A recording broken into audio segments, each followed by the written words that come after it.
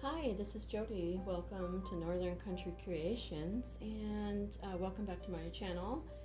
If you're a subscriber and if you just found me, if you like my videos, please subscribe and share if you will. So what I do is I create things from old into new items.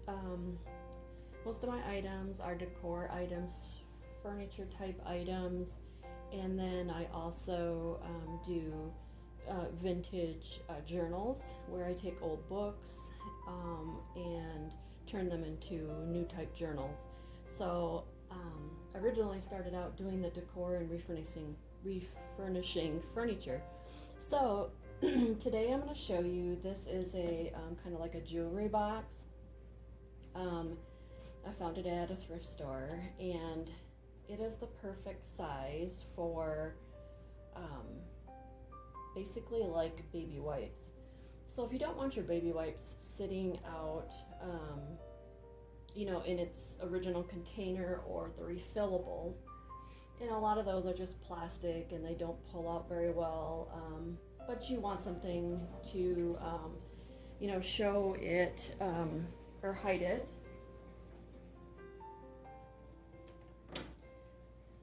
I have laundry running, so I needed to shut the door, sorry. So this is just something I'm going to create. So I will just videotape my process, and it might be two parts because I'm going to show you what it looks like before and how you take it all apart and prep it before you paint it. So yeah, let's get started and let's take a look at this. So it is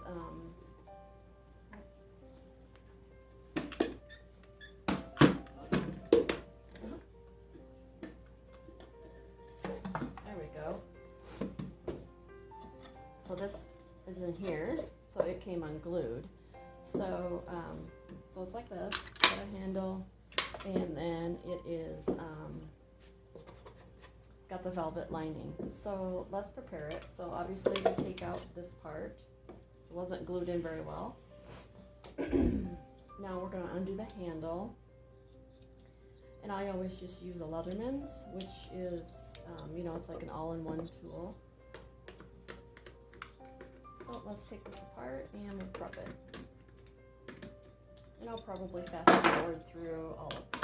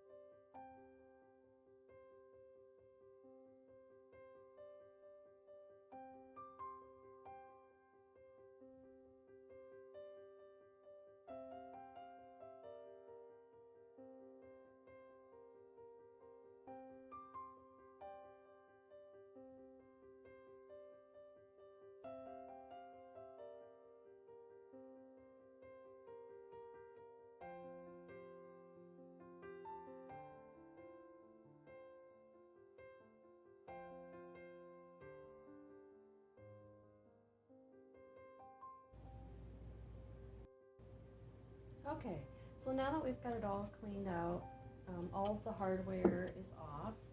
So I took all of this off. So now everything's off, everything's been wiped down, all the nails taken out of the little tacks. Okay, so for instance, here's a baby wipe container. So plenty of room for even the big packages. So this will be really nice to disguise in your nursery or baby room or wherever to disguise your baby wipes. And it'll be very pretty to look at. Okay, so now I don't need to sand or anything. So I'm going to show you a shortcut on how to do that. So the secret to not sanding or prepping or anything when you paint is using chalk paint. Now you can use chalk paint like this. This is already, you know, a chalk paint, or you can make your own, and it's the same thing. You would need plaster of Paris. So all you do is take, oh, you know what? Let's do the white. Shake it up here real quick. It's been sitting for a little while. And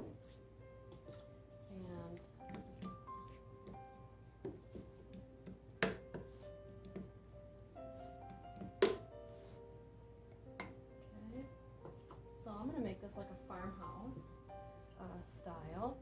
So I'm going to pour a little bit in here. I won't need very much. Only that much will be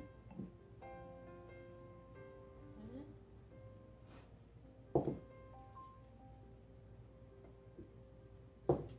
And then you take some plaster of Paris.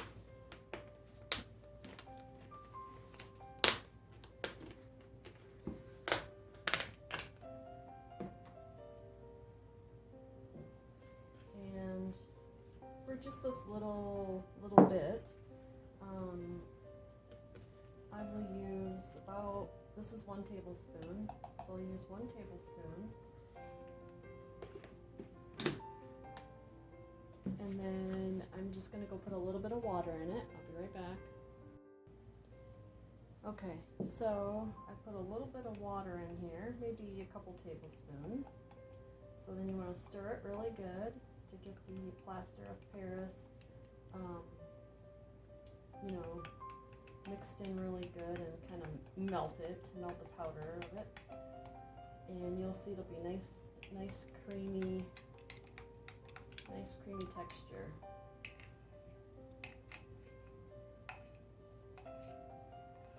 Now this is all you need to make homemade chalk paint. So let's do the bottom first.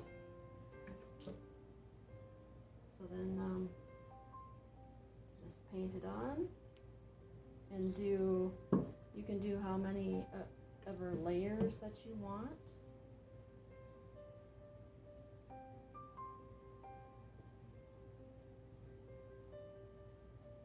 I'm going to put a couple layers on, and then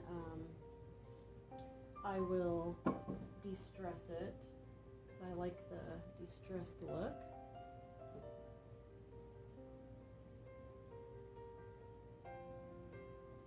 And you don't have to be neat or perfect, because the whole idea of the chalk paint is to give it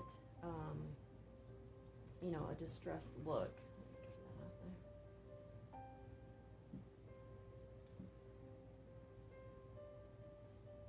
So just make sure you get all the grooves and corners.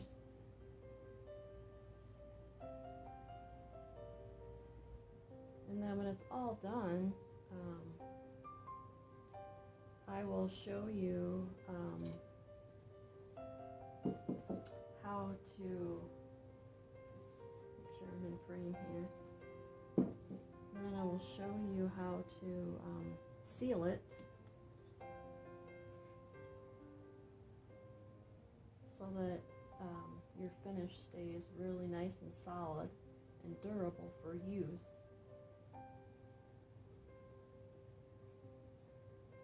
Like I said, it doesn't have to be neat or perfect. You want that rustic look, or at least that's what I'm going for. You can set this up. As a matter of fact, you can take a couple paint cans, you know, like this, and set it up on there so you don't have to turn it. You can do that as well.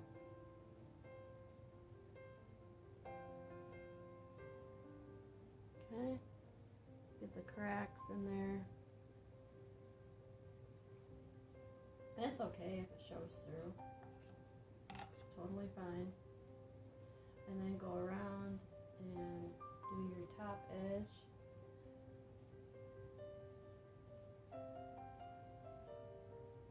And you can definitely paint the inside if you want, which I will do, because I like the inside to be white. So I will paint the inside after I have the top and the bottom done. And the reason for that is, do the top, but I guess I can hang on to it. The reason I want all of the outsides done first is because if there's any debris or anything left in there, little shavings of wood that comes off as I'm painting, I won't contaminate the rest of, you know, the pretty outside that, you know, I want to look nice, or with a finished anyways. So yep, just put it on. I'm going to do another coat, so the final coat will be what matters the most.